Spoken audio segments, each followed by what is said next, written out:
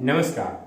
તો મિત્રો, હું છું આપનો મિત્ર ભાવિક વઘાસિયા અને આ વિડીયોના માધ્યમથી આપણે વાત કરવાની છે આગામી દિવસોમાં વરસાદની સ્થિતિ કેવી રહેશે, શું વરાપ મળશે કે નહીં, ફરીથી વરસાદનો રાઉન્ડ કઈ તારીખોમાં જોવા મળી શકે છે તે વિશેની તમામ માહિતી આ વિડીયોમાં જાણીશું. તેમજ આજના વરસાદ વિશેની માહિતી જાણીશું. તો સંપૂર્ણ માહિતી છેલ્લે સુધી જોવા વિનંતી.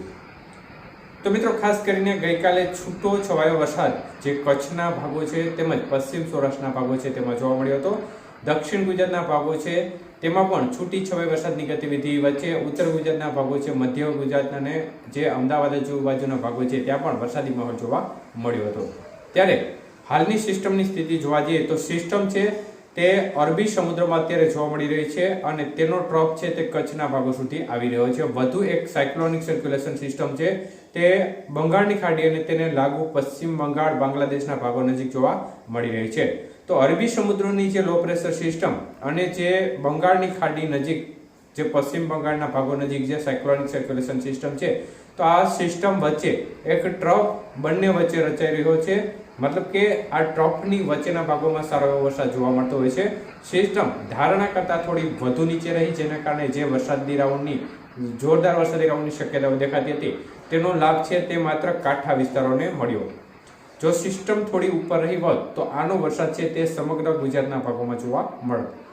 ત્યારે વરસાદની ગતિવિધિ આગામી દિવસોમાં કેવી રહેશે અને આજના વરસાદના વિસ્તાર વિશેની માહિતી જોઈએ તો મિત્રો, ખાસ કરીને આજે સૌરાષ્ટ્રના ભાગોમાં વરસાદનું જોર ઘટશે. કચ્છના ભાગોમાં વરસાદની ગતિવિધિ જે કાંઠા વિસ્તાર છે તેમાં આંશિક રીતે ઘટાડો થશે, પરંતુ રેડા ઝાપટા સ્વરૂપે વરસાદની ગતિવિધિ જોવા મળશે અને કાલે ફરીથી થોડો વરસાદની ગતિવિધિમાં વધારો થાય અને ત્યારબાદના 2-3 દિવસ સુધી ફરીથી વરસાદની ગતિવિધિ ઘટે. એટલે આમ જોવા જઈએ તો 3-4 દિવસ સુધી છે તે રેડા ઝાપટાથી હળવો મધ્યમ વરસાદ ખૂબ જ છૂટાછવાયા વિસ્તારમાં જોવા મળશે, પરંતુ એકંદરે સંપૂર્ણ રીતે ચોખ્ખી વરાપ મળે તે પ્રકારની વરાપ નહીં મળે. એટલે જે પણ ખેડૂત મિત્રોને જેટલો પણ સમય મળે આ સમયગાળા દરમિયાન તમારા ખેતી કાર્યો ચાલુ રાખજો.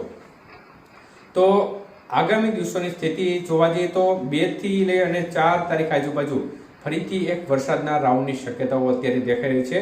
તો તે બાબતની વધુ અપડેટ સ્થિતિ સ્પષ્ટ થઈ આપવામાં આવશે, પરંતુ અત્યારે 2 થી 4 તારીખ આજુબાજુના સમયગાળા દરમિયાન એક વરસાદી રાઉન્ડની શક્યતાઓને ધારણા રાખીને ચાલવું.